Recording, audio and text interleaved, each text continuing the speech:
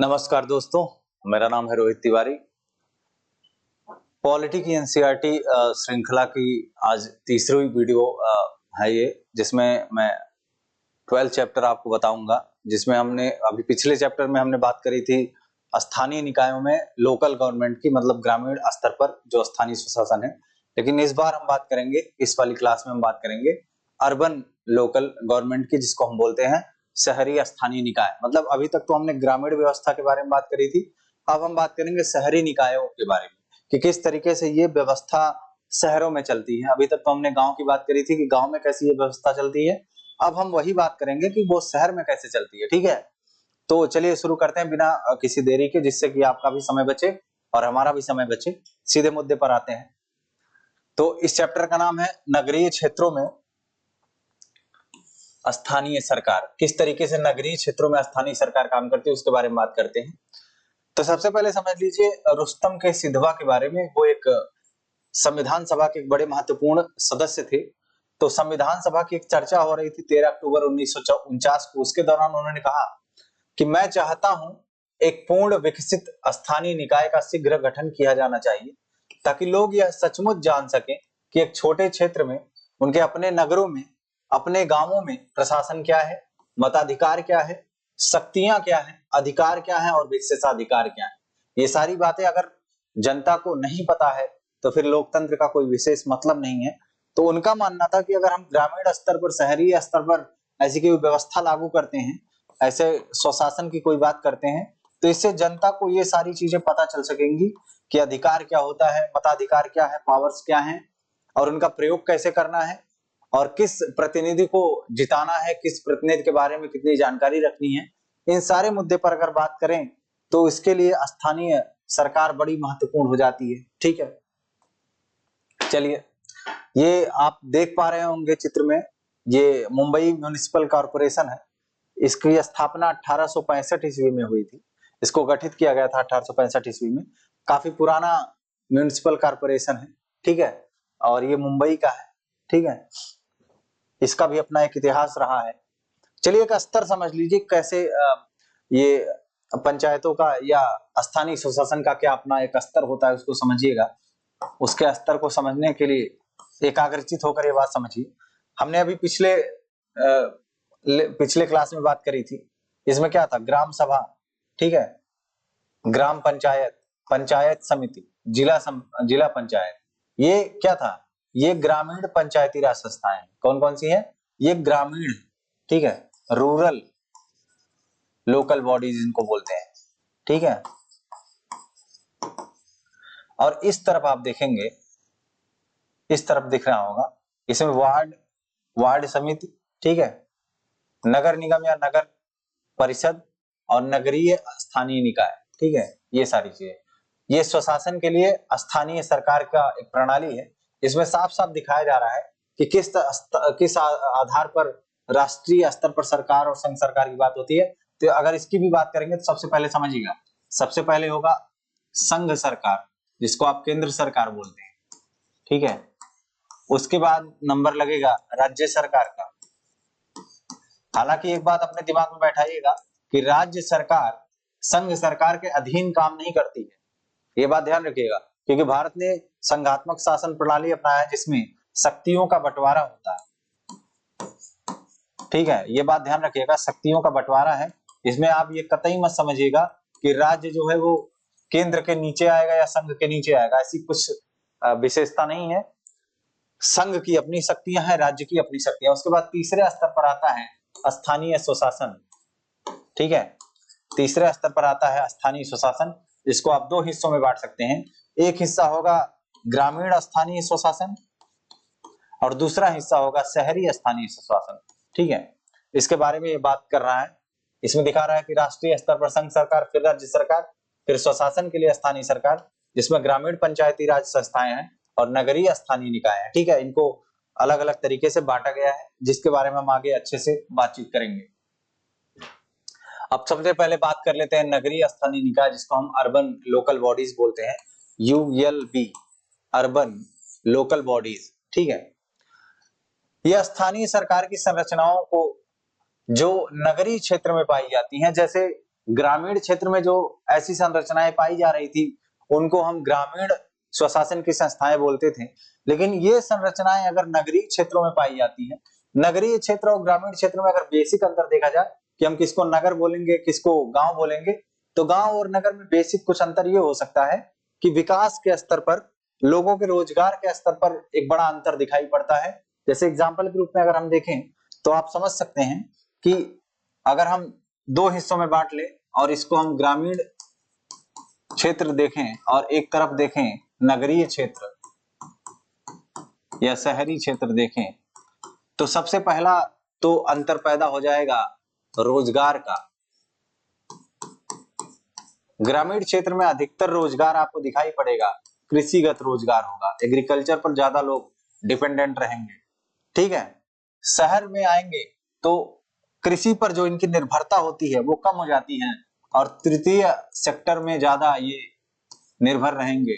तृतीय क्षेत्र जिसको आप टर्शियरी सेक्टर कहते हैं, ठीक है, जिसमें आप सर्विस सेक्टर को ऐड करते हैं, सर्विस क्षेत्र, सेवा क्षेत्र, ठीक है, सर्विस सेक्टर इसको बोलते हैं। दूसरा एक मुद्दा होगा विकास का। अगर आप साक्षरता की बात करेंगे तो साक्षरता के स्तर पर भी आपको दिखाई पड़ जाएगा कि ये जो ग्रामीण क्षेत्र है वो साक्षरता में थोड़ा कम पड़ जाएगा शहर के मुकाबले, ठीक है। शहर में जो साक्षरता होगी वो साक्षरता शहर में आपको ज्यादा दिखाई पड़ेगी, ठीक है। और रही बात बहुत सारी चीजें जैसे इनफॉर्मल सेक्टर जो है, इनफॉर्मल सेक्टर, या इसमें बहुत सारी बेरोजगारी आपको दिखाई पड़ जाएगी, क्योंकि जब कृषिगत लेवल पे बात करेंगे तो कृषि जो होता है वो मानसून पर आधारित होता है। खास करके भारत के क्षेत्र की बात करें तो भारत में अगर कृषि मानसून आधारित है तो जाहिर तौर पर अधिक से अधिक लोग इसमें लगे हैं, लेकिन आउटपुट उसका कम है, ठीक है। जैसे एग्जांपल के रूप में अगर भारत की जीडीपी की बात करें तो भारत के जीडीपी में देखेंगे, जीडीपी में आप जाके पता करिएगा योगदान ज्यादा सर्विस सेक्टर का आपको दिखाई पड़ेगा। वहां भारतीय जीडीपी में अगर योगदान करें कि हाँ भाई किसका ज्यादा योगदान है तो सर्विस सेक्टर ज्यादा दिखाई पड़ेगा। हाँ ये अलग बात है कि लोग अधिकतर एग्रीकल्चर में लगे हुए हैं, लेकिन वो जो आउटपुट निकल के आ रहा है वो ज्यादा नहीं है। तो इस आधार पे आप शहर और गांव के अंतर को समझ सकते हैं।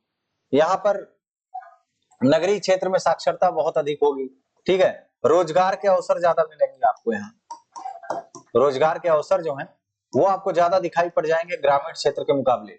तो ऐसे बहुत सारे अंतर है इन्हीं आधारों को देखकर। और जनसंख्या का भी एक विशेष स्तर है कि अगर आप ग्रामीण क्षेत्र की जनसंख्या की बात करें तो वहां पर जनसंख्या घनत्व तो काफी कम होगा। अगर आप गांव में जाएं तो आपको दिखेगा कि अरे बहुत सारी जैसे किलोमीटर्स पर बहुत सारे बड़े बड़े गांव हैं, लेकिन उसमें जनसंख्या बहुत कम है।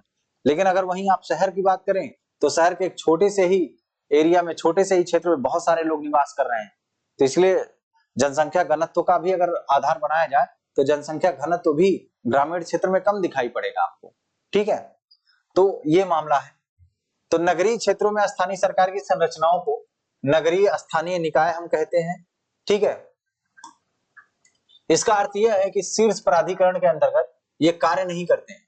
इन स्थानीय समुदायों को अपने क्षेत्रों को प्रबंधन और अपने सामने उपस्थित मुद्दों या समस्याओं का हल ढूंढने की क्या रहती है, स्वायत्तता रहती है। ये स्वतंत्र रहते हैं कि इनको जो भी समस्या आ रही है उसका सॉल्यूशन निकाले। यह एक क्षेत्र में रह रहे नागरिकों के साथ आने और उनके लिए सर्वोत्तम क्या है इस पर भी निर्णय लेने का एक सिस्टम है।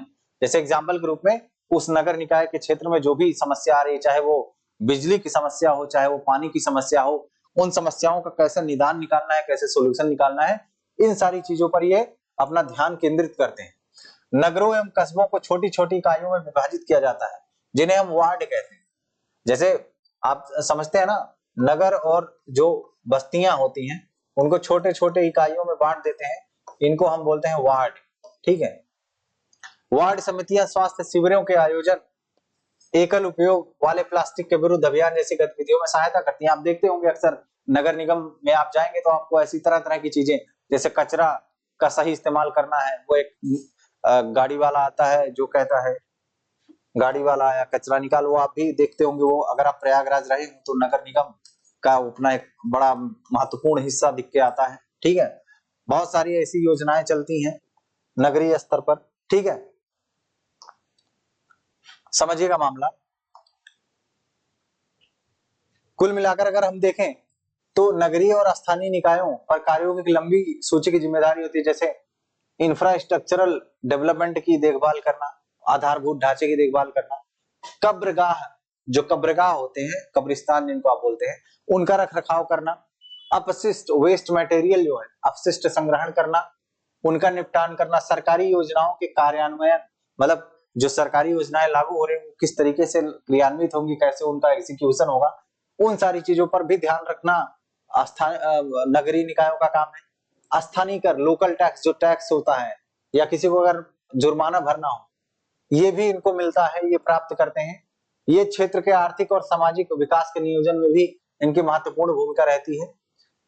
और एक बात और समझिएगा, इन निकायों को अपने कार्यों को कुशलता पूर्वक करने में सक्षम होने के लिए नागरिकों को भी अपने कुछ कर्तव्य का पालन करना पड़ेगा। नहीं तो देखिए सीधी बात है, जनता लोकतंत्र में जो मामला पूरा बनकर आता है उसमें यह है कि जनता ही सब काम करती है, जनता ही सरकार चुनती है, जनता ही सरकार है और जनता ही जनता के ऊपर शासन कर रही है। तो अगर जनता ही जागरूक नहीं होगी तो लोकतंत्र का कोई मतलब नहीं होगा, ठीक है। तो इसलिए नागरिकों को भी जागरूक होना चाहिए। जैसे आप इस चित्र में देख पा रहे होंगे कि नागरिक किस तरीके से प्लांटेशन कर रहे हैं, कैसे एक युवा एक वृद्ध की सहायता कर पा रहा है, ठीक है। और हमारी अपनी खुद की जिम्मेदारी बनती है कि हम अपने परिवेश और अपने पर्यावरण का ध्यान रखें।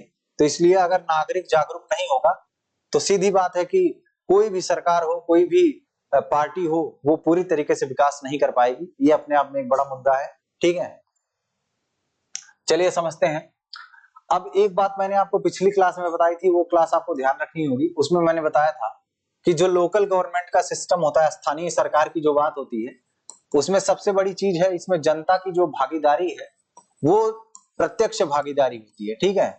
डायरेक्ट रिप्रेजेंटेशन होता है जनता का। और ऐसा नहीं है कि सिर्फ डायरेक्ट ही होता है, इनडायरेक्ट भी होता है। जैसे हम प्रधान को चुनते हैं, ठीक है, प्रधान को हम चुनते हैं तो ये तो हम अपना प्रतिनिधि भेज रहे हैं, लेकिन बहुत सारी मीटिंग्स होती है जिसमें सीधे वहां के वयस्क लोग, चाहे स्त्री हो चाहे पुरुष हो, जाके उस मीटिंग में भाग लेते हैं, तो वो डायरेक्ट उनका रिप्रेजेंटेशन हुआ। तो ये एक प्रकार का सहभागी लोकतंत्र है। सहभागी लोकतंत्र का मतलब पार्टिसिपेटिव टाइप ऑफ डेमोक्रेसी है, जिसमें जनता भागीदारी कर रही है। यदि लोग कूड़े के पृथक्करण के बारे में निर्देशों का सावधानी पूर्वक पालन करें तो कूड़े का जो एकत्रीकरण और निस्तारण है वो बहुत आसान हो जाएगा।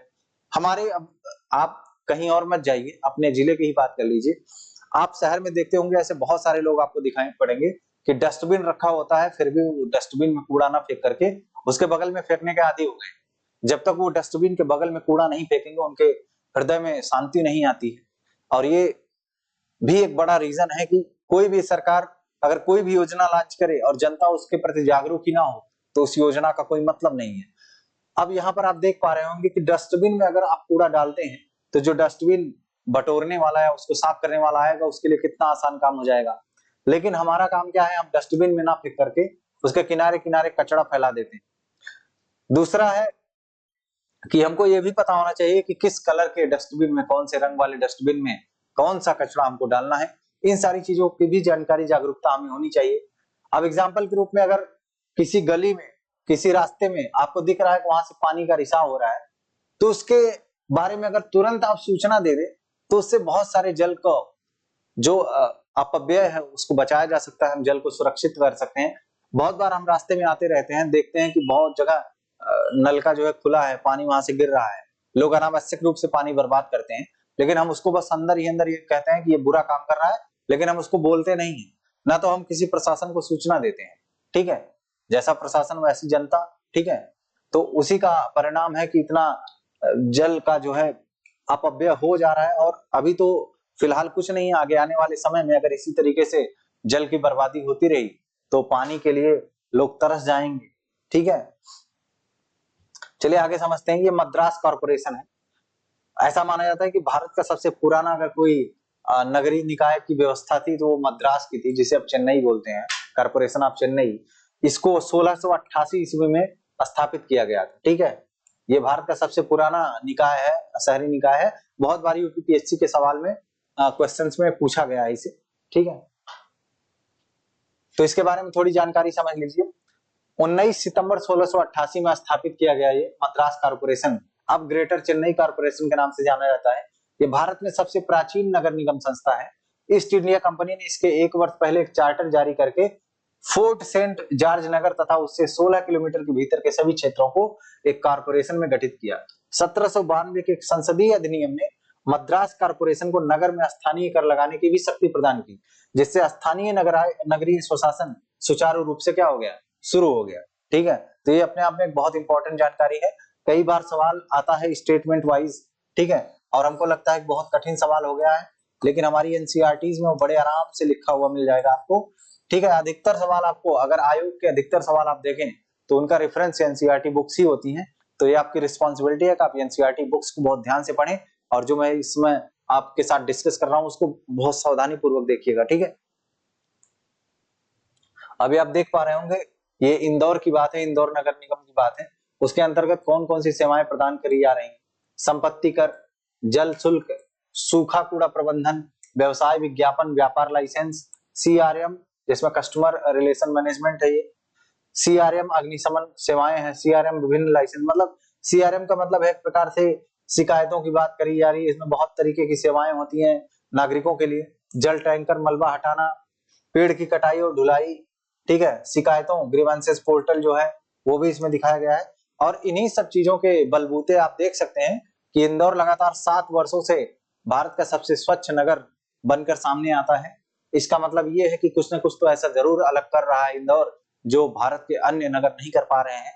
तो इसको भी समझने की जरूरत है, और ये भी हमको समझने की एक जरूरत है कि क्या ऐसा है कि वहां के जो नागरिक हैं वो बहुत इंपॉर्टेंट रोल प्ले कर सकते हैं कि वहां के नगर निगम को स्वच्छ बनाने में क्या नागरिकों का भी योगदान हो सकता है। ये भी आप सोच सकते हैं, अपने एक बार जरूर विचार करिएगा।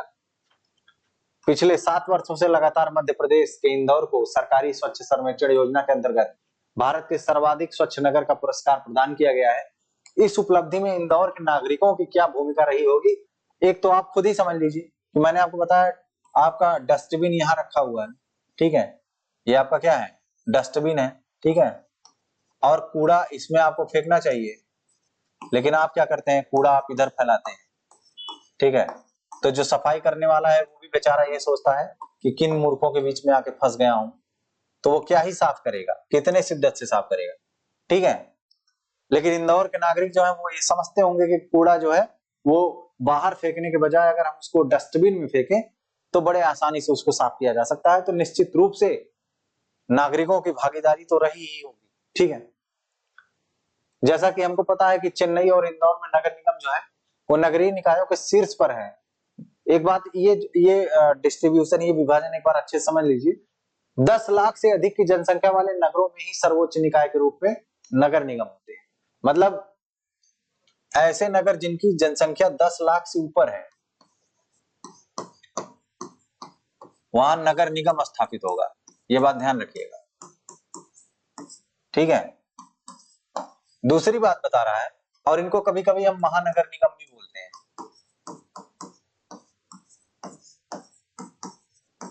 ठीक है, 1 से 10 लाख के बीच जो जनसंख्या है उनमें सर्वोच्च निकाय नगर पालिका होती है। ठीक है, 1 से 10 लाख की जो जनसंख्या वाला क्षेत्र है उसको नगर पालिका बोलते हैं, जैसे आपका आजमगढ़ नगर पालिका है।